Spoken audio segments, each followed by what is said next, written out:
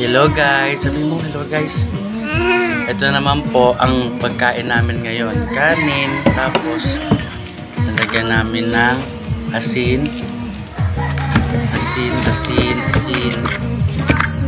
Yan, tapos haluin. Tapos lalagyan namin ng tubig. Yan. Ito naman po ang ulam at saka kanin namin ngayon.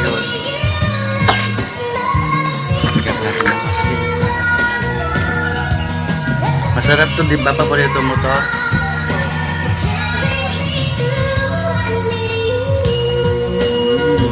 Sarap. Ito lagi ang inuulam namin minsan.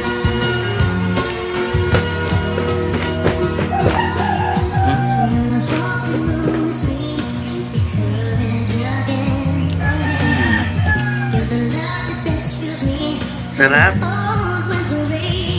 Lagyan ko pa ng asin.